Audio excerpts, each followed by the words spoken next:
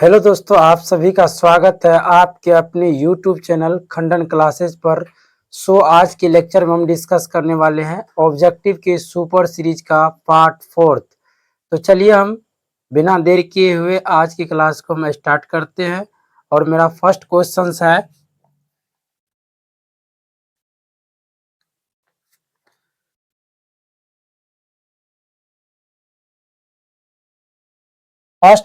है, कोई विलियन लाल लिटमस को नीला कर देता है, उसका पीएच होगा। कोई विलियन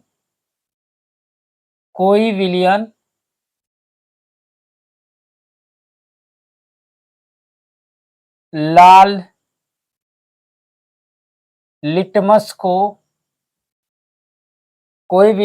लिटमस को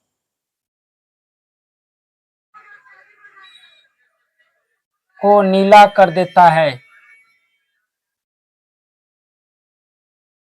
नीला कर देता है।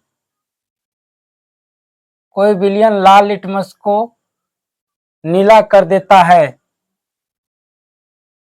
तो उसका पीएच होगा। नीला कर देता है तो उसका पीएच होगा।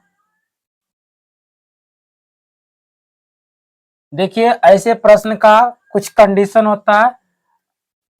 ऐसे जो प्रश्न होते हैं वो प्रश्न कहीं न कहीं ऑप्शन बेस्ड होते हैं। ऐसे प्रश्न के लिए आपको ऑप्शन के अकॉर्डिंग आंसर देना पड़ता है। जैसे 4 ऑप्शंस दे देंगे, उन ऑप्शंस में कोई एक ऑप्शंस में क्या होगा, पीएच वैल्यू ज्यादा होंगे तो वही आंसर हो जाता है। तो ऐसे प्रश्न का आंसर हम ऑप्शन पैटर्न पर दे सकते हैं, ऑप्शन बिहाफ पर दे सकते हैं। तो कोई विलियन लाल लिटमस को नीला कर देता है, तो यह प्रॉपर्टीज किस चीज का है? अम्ल की क्षार का। तो अम्ल नीला लिटमस पत्र को लाल करता है, क्षार क्या करता है?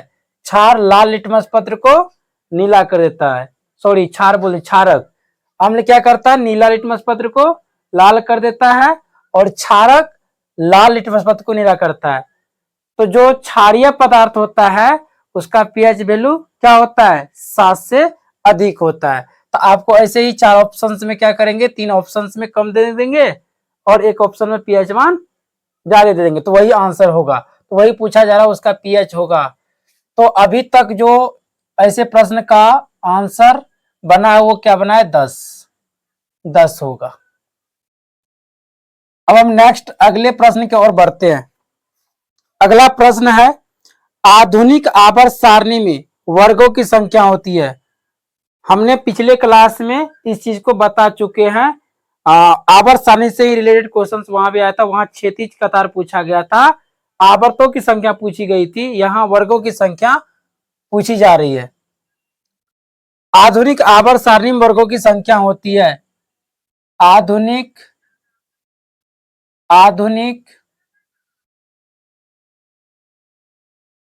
आवर्त आधुनिक आवर्त सारणी में आधुनिक आवर्त सारणी में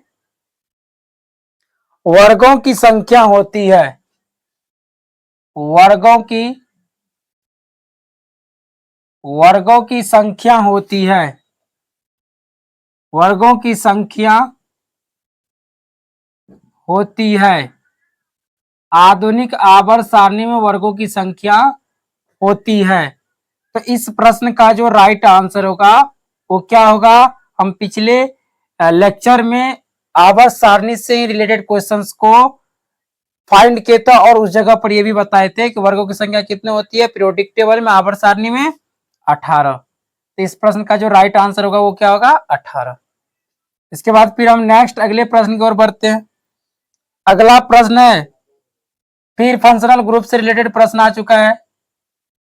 एक प्रश्न पिछले लेक्चर में भी आया था। बॉन्ड CHO अभिक्रियाशील मूलक होता है। बॉन्ड CHO अभिक्रियाशील मूलक होता है। अभिक्रियाशील अभिक्रियाशील मूलक अभिक्रियाशील मूलक होता है। मूलक होता है। बॉन्ड CHO अभिक्रियाशील मूलक होता है किसका?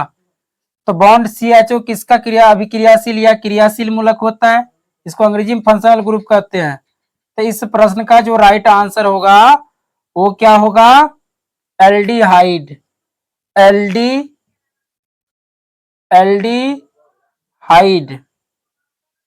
एल्डिहाइड एल्डिहाइड एल्डिहाइड एल्डिहाइड का फंक्शनल ग्रुप क्या होता है? Bond CHO। इसके बाद फिर हम नेक्स्ट बढ़ते हैं अगले प्रश्न की ओर। अगला प्रश्न है,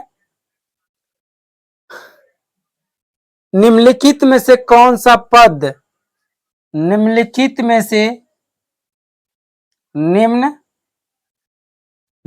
में से निम्नलिखित में से निम्नलिखित में से कौन सा पद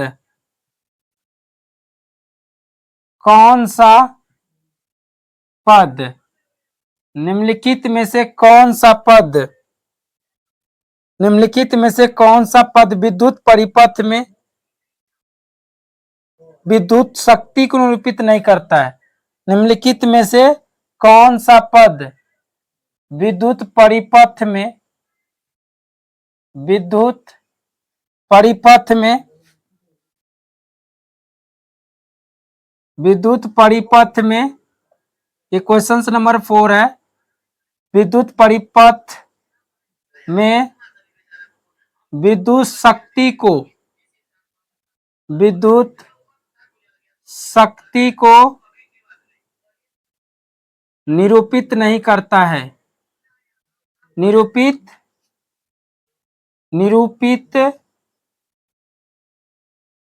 नहीं करता है। नहीं करता है। तो इस प्रश्न का जो राइट आंसर होगा वो क्या होगा? IR²। वो कैसे? सबसे पहले प्रश्न के कहने का मतलब समझिए। निम्नलिखित में से करा कौन सा पद विद्युत परिपथ में विद्युत शक्ति को निरूपित नहीं करता है? क्वेश्चन के कहने का मतलब है कि विद्युत शक्ति का जो व्यंजक होता है वह विद्युत परिपथ में विद्युत शक्ति को निरूपित करेगा, और जो नहीं होता है वही क्या होगा? इस प्रश्न का राइट आंसर मतलब वो जो व्यंजक विद्युत शक्ति का नहीं होता है वो निरूपित विद्युत शक्ति को नहीं करेगा। अब विद्युत शक्ति का क्या क्या फॉर्मूला होता है? विद्युत शक्ति को हम कौन चीज से रिप्रेजेंट करते हैं? यही हम लिख देते हैं, विद्युत शक्ति को P से रिप्रेजेंट करते हैं। और P बराबर फॉर्मूला क्या होता है? एक फॉर्मूला होता है W/T, एक होता है V²/R, एक होता है I²R, एक होता है VI। ये सब के सब किसका फॉर्मूला होता है? किसका व्यंजक होता है? विद्युत शक्ति का। और इनमें से कोई भी, अब इसी पैटर्न पर ऐसे भी प्रश्न पूछा जा सकता है कि निम्नलिखित में से कौन सा पद विद्युत परिपथ को विद्युत परिपथ में विद्युत शक्ति को निरूपित करता है? नहीं की जगह हाँ पूछ देगा तो इनमें से कोई एक दे देगा, तो आंसर क्या होगा? वही हो जाएगा, या तो VI दे देगा। ये सब विद्युत परिपथ में विद्युत शक्ति को निरूपित करता है, लेकिन IR² कहीं देखिए है इस व्यंजक में कहीं भी IR²? तो IR² विद्युत शक्ति का फॉर्मूला होता ही नहीं है, व्यंजक होता ही नहीं है, इसलिए ये विद्युत शक्ति को निरूपित नहीं करता है। चलिए अब हम नेक्स्ट अगले प्रश्न की ओर बढ़ते हैं। अगला प्रश्न है कि विद्युत धारा उत्पन्न करने की युक्ति को कहते हैं। विद्युत धारा उत्पन्न करने की युक्ति को कहते हैं, तो क्या कहते जी? इज वेरी प्रश्न, इज वेरी सिंपल। ये क्वेश्चन बिल्कुल आसान है। क्या होता है? धारा जनरेट करने की जो युक्ति होती है उसका नाम हम क्या देते हैं? जनित्र। विद्युत धारा उत्पन्न करने की युक्ति को कहते हैं क्या? जनित्र कहते हैं। इस प्रश्न का जो राइट आंसर होगा वो क्या होगा? जनित्र। इसके बाद फिर नेक्स्ट अगला प्रश्न है, अगला प्रश्न है, लघु पथन के समय परिपथ में विद्युत धारा का मान होता है। लघु पथन के समय, लघु पथन के समय, लघु पथन के समय, लघु पथन के समय परिपथ में, परिपथ में विद्युत, विद्युत, विद्युत धारा का मान होता है। विद्युत धारा का मान होता है। लघु पथन के समय परिपथ में विद्युत धारा का मान होता है क्या? या मान है, ऐसे भी दे सकता, मान होता है या मान है। तो इस प्रश्न का जो राइट आंसर है वो क्या है जी? इस प्रश्न का जो राइट आंसर होगा होगा बहुत अधिक, बहुत अधिक। लघु पतन के समय क्या होता है? परिपथ में विद्युत धारा का मान बहुत अधिक होता है, बहुत अधिक। इसके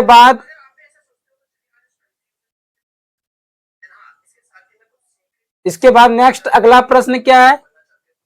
अगला प्रश्न है, निम्नलिखित में से जैव मात्रा ऊर्जा स्रोत का उदाहरण नहीं है। यह प्रश्न हम पिछले लेक्चर में भी करवा चुके हैं। निम्नलिखित में से जैव मात्रा ऊर्जा स्रोत का उदाहरण नहीं है। निम्नलिखित में से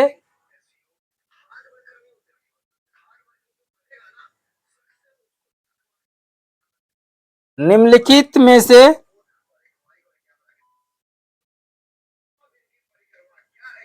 निम्नलिखित में से जैव मात्रा ऊर्जा स्रोत,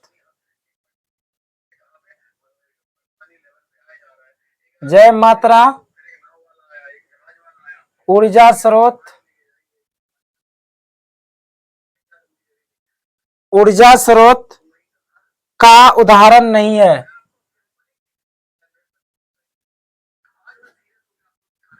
उदाहरण नहीं है। तो इस प्रश्न का राइट आंसर क्या होगा? पिछले लेक्चर में भी या पिछले क्लास में भी हम ऐसे प्रश्न करवा चुके हैं। तो इस प्रश्न का जो राइट आंसर होगा वो क्या? नाभिकीय ऊर्जा, नाभिकीय ऊर्जा। नाभिकीय ऊर्जा क्या? जैव मात्रा ऊर्जा स्रोत का उदाहरण नहीं है। इसका क्या है? कोयला है, लकड़ी है, बायोगैस जो भी है वो सब इनका स्रोत होता है, लेकिन नाभिकीय ऊर्जा नहीं होता है। इसके बाद फिर हम नेक्स्ट अगले प्रश्न की ओर बढ़ते हैं। अगला प्रश्न है,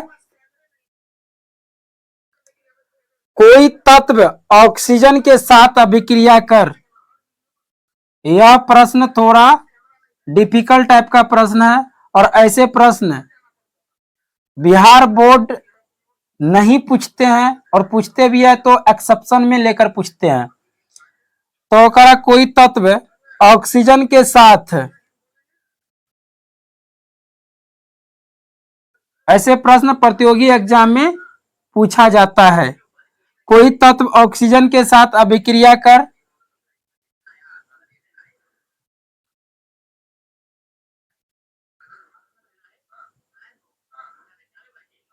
कोई तत्व ऑक्सीजन के साथ अभिक्रिया कर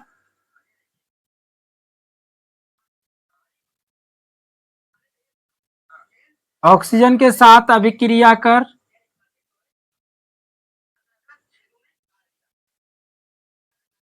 अभिक्रिया कर उच्च गलनांक वाला यौगिक निर्मित करता है। उच्च गलनांक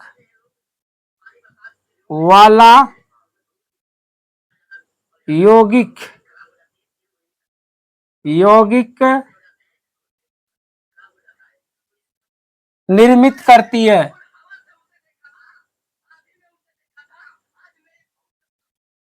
निर्मित करती है।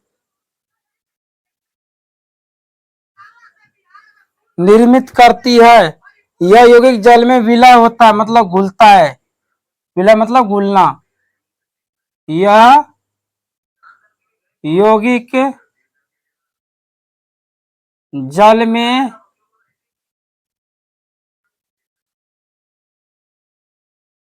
यह यौगिक जल में विलय है। यह तत्व हो सकता है। यह तत्व हो सकता है। प्रश्न में केवल तत्व का नाम पूछा जा रहा है, लेकिन मैं यहां तुमको दोनों चीज बता दूंगा कि किस यौगिक की बात हो रही है प्रश्न में, और प्रश्न के अकॉर्डिंग कौन सा तत्व आंसर होगा, कौन सा तत्व आंसर में आएगा। तो आंसर सबसे पहले जान लो, कह रहा है कि यह तत्व हो सकता है कौन सा, कैल्शियम, है ना। और यौगिक की बात करें तो यौगिक कौन सी होगी, CaO, कैल्शियम ऑक्साइड। यह जल में क्या होता है, विलय होता है, और उच्च गलनांक वाले यौगिक होती है ये। तो चलिए अब हम नेक्स्ट अगले प्रश्न की ओर बढ़ते हैं। आप लोग फटाफट ये सारे प्रश्न को नोट कीजिए, इसके बाद हम फिर नेक्स्ट अगले प्रश्न की ओर बढ़ेंगे। चलिए अब हम इधर का चीज मिटा देते हैं। अब हम इधर के सारे प्रश्न को मिटाते हैं और फिर हम अगले प्रश्न की ओर बढ़ते हैं।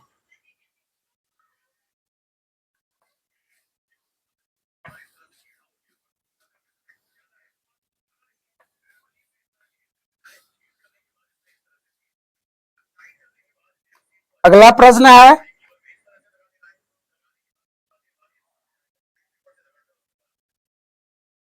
अगला प्रश्न है, एथेन का आणविक सूत्र, एथेन का आणविक सूत्र, एथेन का आणविक सूत्र, एथेन का आणविक सूत्र C2, C2H6 होता है। C2H6 है। एथेन का आणविक सूत्र C2H6 है। तो इसमें सहसंयोजक बंधन होता है। इसमें सहसंयोजक बंधन, सहसंयोजक बंधन, सहसंयोजक बंधन होता है, होता है।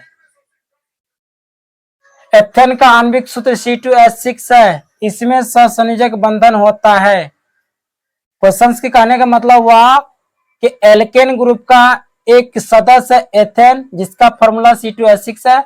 इसमें कह रहा है कि बताइए कितने सहसंयोजक बॉन्ड होगा, कितना सहसंयोजक बॉन्ड होगा इसके अंदर, इसके बीच कितने सहसंयोजक बंधन होते हैं। सहसंयोजक बंधनों की संख्या पूछ रहे हैं। तो याद रखना इस प्रश्न का जो राइट आंसर का वो क्या होगा, 7। और एल्केन ग्रुप के अंदर किसी भी सदस्य के बीच कोवैलेंट बॉन्ड, सहसंयोजक बंधन ज्ञात करने का यदि कभी बात आ जाए या कभी क्वेश्चंस आ जाए तो याद रखिएगा एल्केन समूह के लिए यदि हमें बंधन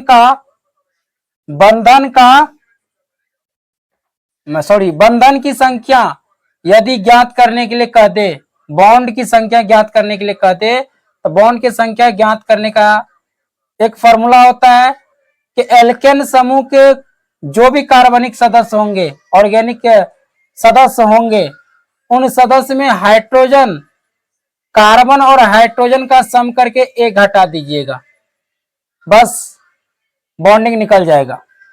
कार्बन और हाइड्रोजन का सम करके जो भी सदस्य होंगे उसमें कार्बन हाइड्रोजन का सम करके एक घटा दीजिएगा। एल्केन समूह के किसी भी कार्बनिक सदस्य के बीच बॉन्डिंग की संख्या पता चल जाएगा, आबंधों की संख्या या बंधनों की संख्या पता चल जाएगा कि क्या होती है एल्केन समूह के किसी भी सदस्य के बीच बंधनों की संख्या। चलो अब हम नेक्स्ट अगले प्रश्न की ओर बढ़ते हैं। अब हम नेक्स्ट आगे के प्रश्न को उठाते हैं। अगला प्रश्न है कि ओजोन के अणु में ऑक्सीजन के परमाणु की संख्या होती है। ओजोन के अणु में ओजोन के अणु में ओजोन के अणु में ओजोन के अणु में परमाणु की संख्या होती है। परमाणु की संख्या, ओजोन के अणु में परमाणु की संख्या होती है। तो ओजोन के अणु में परमाणु की जो संख्या होती है ना, वो कितना होती है? 3। तो इस प्रश्न का जो राइट आंसर होगा वो क्या होगा? 3। वो कैसे? तो ओजोन का जो फॉर्मूला होता है ना, वो क्या होता है? ओजोन का फॉर्मूला होता है O3, और ये पराबैंगनी किरण को पृथ्वी पर आने से रोकता है ना। और इस पर जो है क्लोरोफ्लोरोकार्बन का ज्यादा इफेक्ट पहुंचता है ना। O3 देख लीजिए, ऑक्सीजन के एक अणु में ऑक्सीजन कितने परमाणु? 3। इसलिए इस प्रश्न का राइट आंसर कितना होगा? 3। वही तो पूछा जा रहा है, ओजोन के एक अणु में ऑक्सीजन की परमाणु संख्या कितनी है? ओजोन के अणु में, सॉरी क्वेश्चंस गलत लिख दिए जी, इस क्वेश्चंस को दोबारा फिर से हम लिख रहे हैं।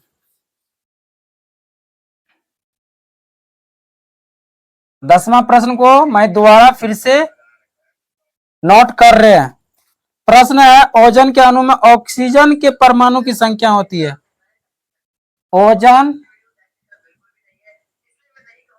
ओजोन के अणु में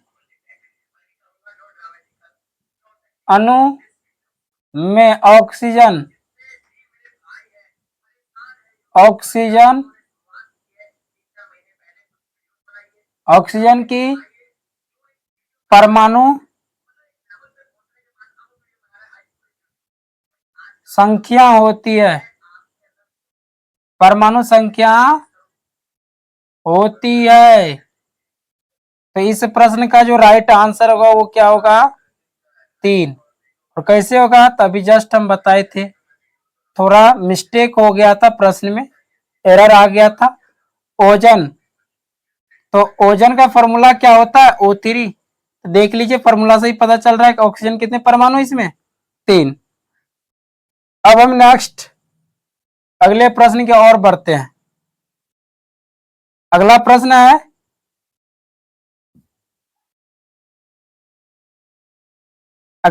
है, मनुष्य में वृक्क एक तंत्र का भाग है जो संबंधित है।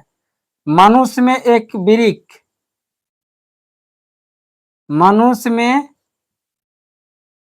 वृक्क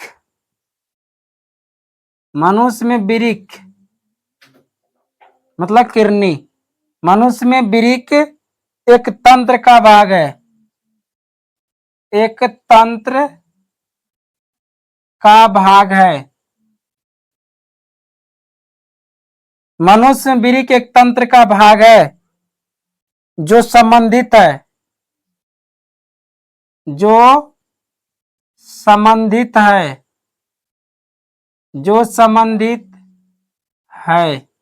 मनुष्य में वृक्क एक तंत्र का भाग है जो संबंधित है किससे?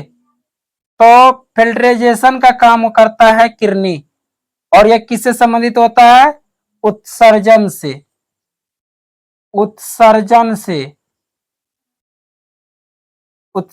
से संबंधित होता है। उत्सर्जन से संबंधित है। तो मनुष्य में वीर्य के एक तंत्र का भाग है जो संबंधित है उत्सर्जन तंत्र से या उत्सर्जन से। तो अब चलिए नेक्स्ट हम अगले प्रश्न की ओर आगे बढ़ते हैं, लेकिन उससे पहले आप लोग ये सारे प्रश्न को फटाफट नोट कर लीजिए। इस तरफ अभी हम जो भी प्रश्न करवाए हैं उनको फटाफट नोट कीजिए, तब तक हम इधर का मिटाते हैं।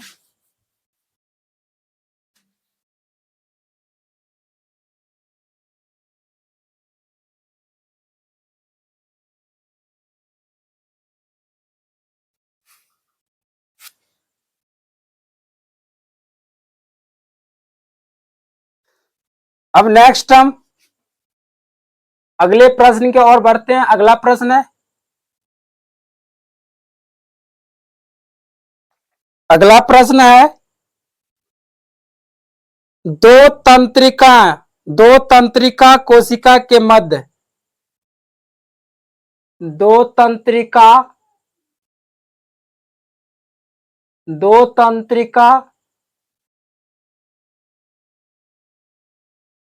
कोशिका के मध्य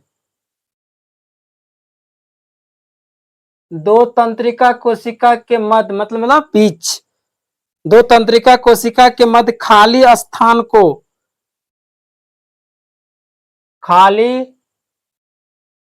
स्थान या रिक्त स्थान को, खाली मतलब रिक्त भी होगा, खाली स्थान को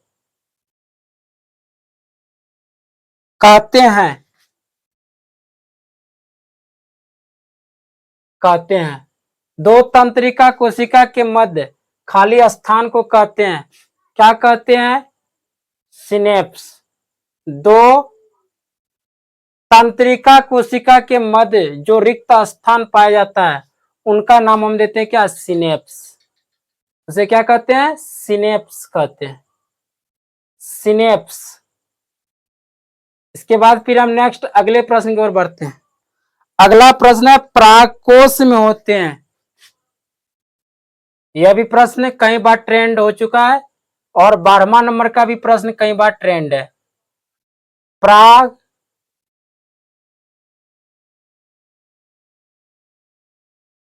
कोश में होते हैं, परागकोश में होते हैं। तो इस प्रश्न का जो राइट आंसर होगा वो क्या होगा? परागकण। परागकण, परागकण में परागकण परागकोश में होते हैं। परागकोश में क्या होते हैं? परागकण होते हैं। चलिए, और वर्षा नमी के कारण इसी पर इफेक्ट पहुंचता है तो क्या होता है? परागकोश खत्म हो जाते हैं। चलिए, अब हम नेक्स्ट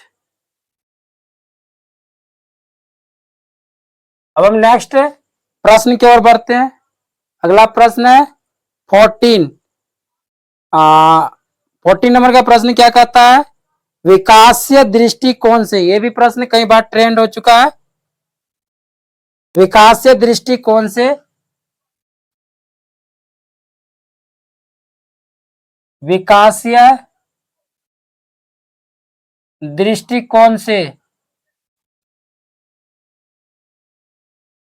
विकासीय दृष्टिकोण से विकासीय दृष्टिकोण से हमारी किससे अधिक समानता है? विकासीय दृष्टिकोण से हमारी विकासीय दृष्टिकोण से हमारी किससे अधिक समानता है? किससे अधिक समानता है? किससे अधिक समानता है? तो इस प्रश्न का जो राइट आंसर होगा वो क्या होगा? चीन के स्टूडेंट से या चीन के विद्यार्थियों से। चीन के विद्यार्थियों से किससे अधिक समानता? चीन के विद्यार्थियों से। चीन के विद्यार्थियों से। इस प्रश्न का जो राइट आंसर होगा वो चीन के स्टूडेंट से होगा। विकासीय दृष्टिकोण से हमारे किससे अधिक समानता है? चीन के विद्यार्थियों से। अब हम नेक्स्ट लास्ट प्रश्न की ओर बढ़ते हैं। लास्ट मेरा प्रश्न है, मुकुलन द्वारा अलैंगिक जनन होता है। मुकुलन द्वारा अलैंगिक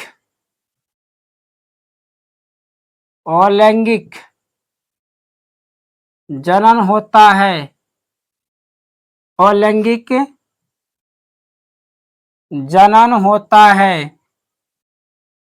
मुकुलन द्वारा अलैंगिक जनन होता है किसमें? ईस्ट में। तो इस प्रश्न का जो राइट आंसर होगा वो क्या? ईस्ट। मुकुलन द्वारा अलैंगिक जनन होता है किसमें? ईस्ट में। तो चलिए मेरा प्रश्न यही खत्म होता है। हम 25 क्वेश्चंस का सुपर सीरीज चलाए हैं ऑब्जेक्टिव के लिए, लेकिन हम उन 25 क्वेश्चंस को 2 भाग में डिवाइड करके 2 दिन के क्लास में कन्वर्ट कर चुके हैं। ऐसे नहीं आप लोग कहिएगा कि सर तो बोले थे 25 क्वेश्चंस का सुपर सीरीज रेगुलर लेकर आएंगे। कहाँ 25 क्वेश्चंस कहाँ करवा रहे हैं? तो 25 क्वेश्चंस हम करवा रहे हैं इसको 2 दिन के अंदर कन्वर्ट करके, है ना। 25 क्वेश्चंस ही हो रहा है लेकिन 2 दिन के अंदर हो रहा है, क्योंकि उतना टाइम यहाँ नहीं हो पाता है।